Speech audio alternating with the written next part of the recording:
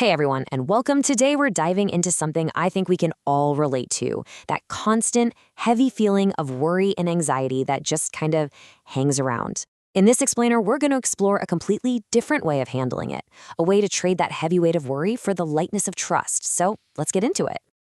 I want you to just sit with that question for a second. Seriously, what would your life actually feel like if you could loosen that white knuckle grip you have on trying to manage every single outcome, every little possibility, every single fear? It's a pretty powerful idea, isn't it? Because let's be honest, living with anxiety is just exhausting. It's this nonstop treadmill of what ifs, this endless mental game of planning for every worst case scenario. It is a heavy, heavy burden to carry, and today we're going to talk about how to finally set it down. Now, the source material we're looking at today suggests something, well, kind of radical. The solution isn't to get better at worrying or to figure out how to gain even more control. The real answer is a fundamental shift in how we see things, a conscious decision to move away from worry and step toward trust. So let's look at what this really means in practice. On the one hand, you've got worry, and that's all about trying to be your own shield, right? It's constant striving, which, surprise, surprise, leads straight to anxiety. But trust? Trust is totally different. It's about stepping behind a shield that's already there for you. It's a move from all that frantic effort to a deep, profound sense of stillness and peace. So, how do we actually do that? I mean, it's not like you can just flip a switch and stop worrying. It's a practice. So let's break down 7 really practical principles from our source material that can help us build that muscle of trust in our daily lives and turn this big idea into something we can actually use. Okay, principle number 1. This one gets right to the heart of our anxiety, that deep down fear that we're totally alone in our struggle, that nobody really sees what we're going through. This idea comes from the ancient story of Hagar, a woman who felt completely abandoned and lost out in the wilderness. In her absolute lowest moment, when she had nothing left, this was her realization. It's this incredible idea that even when we feel completely invisible to everyone else, there is a presence that sees our pain, sees our value, sees our future. That's the core of this first principle, knowing that even in your most isolated moments, you are not unnoticed. And this principle really challenges us to pay it forward. So take a second and think. Who in your life, your family, your friends, your coworkers, needs you to just put your phone down, look them in the eye, and let them know, hey, I see you. All right, building on that feeling of being seen, our second principle tackles our vulnerability head on. It uses this really powerful metaphor of a shield. This comes from a promise made to Abram right after he'd been through a huge battle that honestly could have cost him everything. Now, here's what's so fascinating about the shield idea. It's not a passive, automatic force field that just pops up. The source material really hammers this home. It's an active choice. Trust is the act of intentionally putting ourselves behind that divine protection instead of standing out front trying to block all the arrows ourselves. So let's make this super practical. Think about a fear that's really alive in your life right now. What would it actually look like to consciously decide, okay, I'm done fighting this alone. I'm choosing to step behind this shield. Principle 3 dives into what is, for so many of us, a massive source of anxiety: provision. That fear that we won't have enough money, enough resources, enough strength. And this idea is shown so powerfully in the story of Abraham's greatest test. So Abraham calls the place of his trial, the Lord will provide. But, and this is the key, notice when the provision arrived. It didn't show up before the test to make it all easy.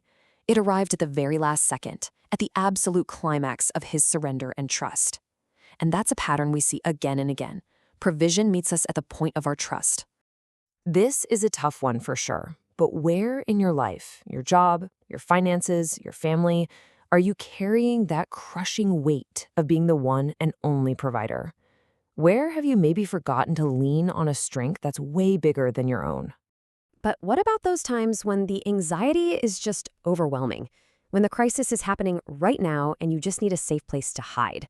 Well, that brings us to principle 4, which gives us this amazing image of a strong tower, like a fortress we can run to when we're under attack. Back in the ancient world, a fortified tower was the ultimate safe room during an invasion. It was basically impenetrable. And this verse is saying that the very character of God can be that exact same kind of refuge for us. A place we can literally run to and find safety when our hearts feel like they're failing. Okay, time for a little honest self-reflection. When stress hits, when you feel totally overwhelmed, what's your go-to? Where do you run first? Is it a distraction? Is it trying to control everything? Or have you actually built the habit of running toward that safe refuge? So all of these principles, knowing you're seen, protected, provided for, and having a refuge, they all build up to this fifth principle, the decisive, intentional act of just letting go. It's not about pretending your anxiety isn't there. It's about actively handing it over to someone who can actually handle it. The key word here is cast. In the original language, it implies a deliberate, forceful throw, like a fisherman casting a heavy net. This isn't a gentle drift. It's a conscious choice to take that weight of worry off your own shoulders and throw it onto a God who, as the verse says, deeply cares for you. Let's really think about the price tag on worry. That anxiety you're clinging to, what is it costing you? Your peace, your relationships, your health? Sometimes just recognizing the cost is all the motivation we need to finally let it go. Okay, talking about casting our anxieties is one thing. Actually doing it is another. So let's get super practical. We're going to walk through a tangible exercise that makes this idea of casting something you can do, like right now. It's a really simple three-step process. First, acknowledge it. Don't just sit with a vague feeling of dread. Give the fear a name. Second, articulate it. Get it out of your head. Write it on a piece of paper or just say it out loud. This stops it from just swirling around in there. And finally, step 3, cast it. In a moment of prayer or quiet meditation, consciously hand that specific thing over. As you look at these steps, think about it. Which one is the hardest for you? Is it just naming the fear, or is it the final step of truly letting it go? And that leads us perfectly to our 7th and final principle. And honestly, this one might be the most crucial to remember. Letting go of a lifetime of worry, well, it's not an overnight fix. This final principle is all about patience, trusting the process, not trying to rush the outcome. I just love this quote. It was spoken to people who were completely trapped. They had an army at their back and an ocean in front of them. And the command was so counterintuitive. Be still. It's not the stillness of giving up. It's the confident stillness of knowing the battle isn't yours to fight alone. Sometimes our job is just to stop striving and start trusting. So I'll leave you with this final thought. You don't have to solve everything all at once. What is just one worry, one burden that you can choose to acknowledge, articulate, and cast today? Because starting with that one small step, that just might change everything.